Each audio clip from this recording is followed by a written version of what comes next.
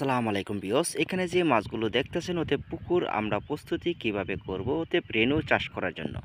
Viewers, তার জন্য ভিডিওটা দেখবেন, স্টেপ বাই স্টেপ আপনাদেরকে দেখাই দিচ্ছি ওতে এক এক পুকুরে এক এক রেনু মাছগুলো চাষ করতে পারেন। ভিউয়ার্স, এরকম পুকুরের মাধ্যমে আপনার মাছগুলো চাষ করতে পারবেন। দেখা গেছে আপনার রেনু 5 থেকে 10 কেজি কিংবা 20 কেজি রেনু চাষ করা যাবে। যে কোনো মাছের রেনু চাষ করতে হলে আপনার পুকুর 3 থেকে 4 দিন চাষ করতে হবে, ওতে শুকনোতে রাখতে হবে। শুকনোতে রাখার পূর্বে যখন পানি দেবেন, পানি দেওয়ার আগে সম্পূর্ণটা কাজ করতে হবে। এখানে যে দেখা দিচ্ছি পুকুরে কোনো গাছপালা নেই, ওতে পুকুরগুলো কত সুন্দর, ওতে রৌদ্র আলো বাতাস সবসময় থাকে। তার জন্য ভিডিওটা আপনাদেরকে জন্য বানিয়েছি, একটু লম্বা হলে আপনাদের জন্য খুবই এবং কি ভালো হবে, পরিচালিত হবে। তার মাধ্যমে রয়েছে পুকুরগুলো শুকনো রাখতে হবে, ওতে পুকুরের বাইরে কোনো পানি যাতে না ঢোকে, ওতে সেই ক্ষেত্রে খেয়াল রাখতে হবে। এরকম পুকুরের মাধ্যমে আপনার চুন ছিটিয়ে দিতে হবে। চুনগুলো ছিটিয়ে দেওয়ার পূর্বে দেখা গেছে আপনার 24 ঘন্টা কিংবা একদিন পূর্বে আপনার পুকুরে পানি প্রয়োগ করতে হবে। পুকুরের পানি প্রয়োগ করার জন্য আপনার প্রস্তুতি রয়েছে। পুকুরে পানি এই যে এরকমভাবে পানি দিতে হবে।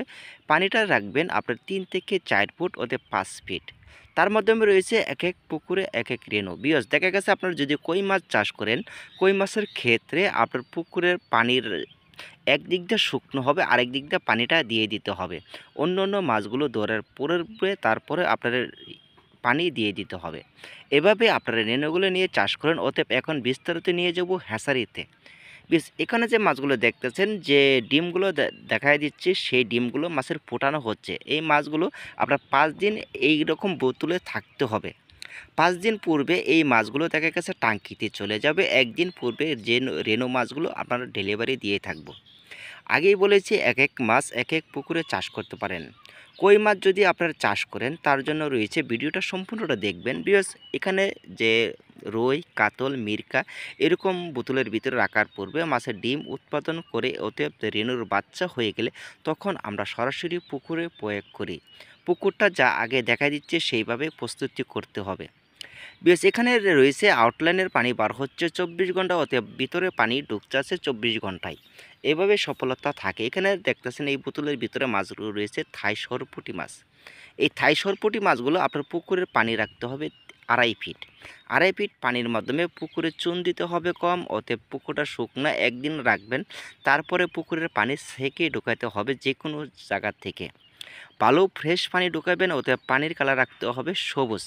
বিকজ এইভাবে এখানে যে দেখা দিচ্ছে এটি হলো ভিয়েতনামি কই মাছের রেনু।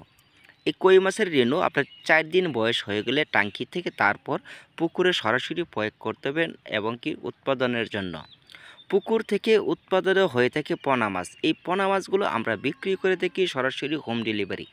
বেশ, হাইব্রিড রেনু ওতে হাইব্রিড পোনা মাছ যে কোনো ধরনের চাইলে আপনারা সংগ্রহ করতে পারেন আমাদের কাছ থেকে। বেশ, এই কই মাছগুলো চাষ করতে পারবেন। পুকুরে পানি রাখবেন সর্বোচ্চ 2.5 থেকে 3 ফিট, অতএব 4 ফিট।